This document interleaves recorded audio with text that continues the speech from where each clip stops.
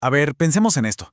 Hay insectos y luego hay fenómenos. Y la mariposa monarca, bueno, esa cae de lleno en la segunda categoría. Porque no estamos hablando solo de un ser vivo, no. Es un símbolo, uno que conecta la ciencia más azul, más alucinante, la espiritualidad más profunda y, tristemente, también el conflicto humano más oscuro. Miren, para el pueblo purépecha de Michoacán, en México, la llegada de estas mariposas cada año no es una simple coincidencia, es algo mucho más profundo. Es una visita, sí, la visita de las almas de sus ancestros. Es una creencia ancestral que de repente transforma a este insecto en un mensajero sagrado. Pero ¿cómo? ¿Cómo es que una criatura que parece tan frágil puede inspirar leyendas así de poderosas? Bueno, para entenderlo, tenemos que dejar el mito a un lado, solo por un momento, y meternos de lleno en la ciencia. La ciencia de un viaje que a simple vista parece imposible. A ver, para que nos hagamos una idea de lo que esto significa, estamos hablando de 4.000 kilómetros. ¡4.000! Esa es la distancia que viajan estas mariposas desde Canadá y el este de Estados Unidos hasta un área súper específica, un bosquecito en las montañas del centro de México. Es que es un viaje épico, literalmente. Y aquí es donde viene la gran pregunta, ¿no? El misterio que tuvo a los científicos de cabeza por décadas. Pensemos, la mayoría de las monarcas vive apenas un mes. ¡Un mes! Entonces, ¿cómo diablos logran semejante hazaña transcontinental? Y la respuesta de la naturaleza es, simplemente genial. Resulta que no es cualquier monarca la que hace el viaje, no. Es una generación muy especial, una que llaman la generación Matusalén, o como se le conoce más, la supergeneración. ¿Y qué las hace tan súper? Pues esto, su vida se puede extender hasta 9 meses. O sea, casi 9 veces más de lo normal. Es una diferencia bárbara. Y claro, esta longevidad es precisamente la clave de todo el viaje. Para lograrlo, es como si vinieran con un kit de supervivencia biológico. Impresionante. Entran en un estado que se llama diapausa, que es básicamente poner en pausa su reproducción para no gastar energía. Y para navegar, usan la posición del Sol y el campo magnético de la Tierra con una precisión increíble, ajustando todo con una especie de reloj interno que tienen en sus antenas. ¡Una maravilla! El final del viaje es, de verdad, un espectáculo casi imposible de describir con palabras. Estamos hablando de millones y millones y millones de mariposas juntas en los árboles de Oyamel. Son tantas, están tan apretadas, que su peso combinado, el peso de millones de alitas frágiles, literalmente dobla las ramas de los árboles hasta el suelo. Imagínense eso. Y es justo ahí, en ese destino, en los bosques de Michoacán, donde la ciencia y el espíritu como que se dan la mano de nuevo. Porque la llegada de las mariposas es mucho, pero mucho más que el final de un viaje. Es el comienzo de una conexión cultural increíblemente profunda.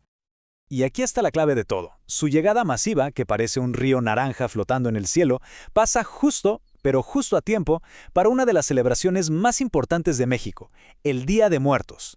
Esto no es casualidad, es una sincronía perfecta.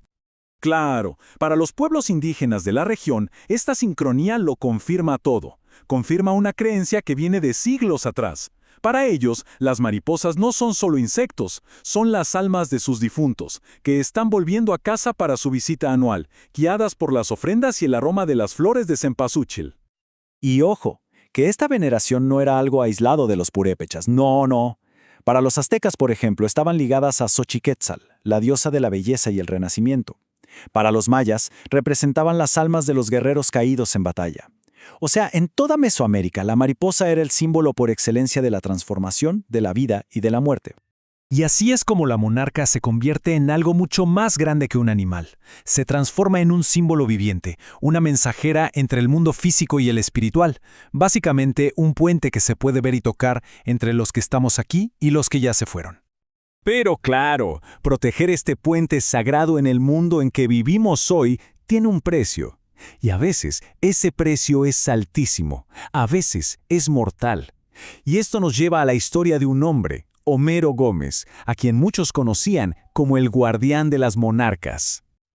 Escuchen, esas son las palabras de su propio hijo. Homero Gómez era un ex leñador que se convirtió en un conservacionista apasionado, con una voz que se hizo famosa en todo el mundo por una sola cosa: defender con todo el santuario de la monarca. Lo que pasó, los eventos que rodearon su muerte, son, son muy sospechosos. Desapareció así nomás, después de una feria local. Por más de 2 semanas, cientos de personas lo buscaron por todas partes. Y de repente, su cuerpo aparece en un lugar que supuestamente ya había sido revisado. El punto clave aquí es este. Su familia y muchísima gente más cree que lo mataron. ¿Por qué? Por su lucha incansable contra la tala ilegal, esa que está devastando los bosques de los que dependen las mariposas. Su activismo simplemente se metió en el camino de intereses muy, muy poderosos. La historia de Homero es terrible y pone luz sobre una de las amenazas más violentas, pero la realidad es que el ecosistema de la monarca está bajo un asedio completo, uno que se extiende por todo el continente, de punta a punta, desde Canadá hasta México. Es que es de verdad una tormenta perfecta. Por un lado, en México, la tala ilegal y la violencia de los cárteles que se pelean por los recursos naturales amenazan su hogar de invierno. Luego, más al norte, en Estados Unidos y Canadá, el uso masivo de herbicidas está acabando con el algodoncillo, que es la única planta donde las monarcas pueden poner sus huevos. Y por si fuera poco, encima de todo eso, está el cambio climático, con tormentas y sequías extremas que pueden barrer con colonias enteras de un plumazo. ¿Y el resultado de toda esta red de amenazas? Pues es alarmante. Los números no mienten. La población de monarcas que logra llegar a México ha caído más de un 70% en las últimas décadas. Más del 70%. Es una caída brutal que pone en jaque a toda la migración. Entonces, ¿qué sacamos de todo esto? Si juntamos la ciencia increíble de la supergeneración con la creencia en las almas de los ancestros y la cruda, durísima realidad de la conservación, todo nos lleva de vuelta a la misma idea central. Y esta idea lo resume perfectamente. Proteger a la monarca no es solo salvar a una especie más, es proteger un vínculo, un puente. Un puente que conecte ecosistemas, economías y hasta creencias a lo largo de miles de kilómetros. Y esta dualidad, esta fuerza en la fragilidad, por supuesto que inspira al arte. Miren, esta escultura lo ilustra de una manera brillante. Se llama Alma Guerrera. La piedra, pues, es la naturaleza, lo ancestral. El metal que fue forjado por manos humanas representa la fuerza, la lucha. Y esa es la esencia de la monarca. Frágil, sí, pero increíblemente resistente. Así que la pregunta final queda para la reflexión. ¿Este insecto tan frágil nos enseña tanto sobre lo interconectado que está nuestro mundo? Su lucha por sobrevivir es, en el fondo, un espejo de nuestros propios desafíos globales. Y al final del día, proteger su viaje es, en muchos sentidos, proteger el nuestro también.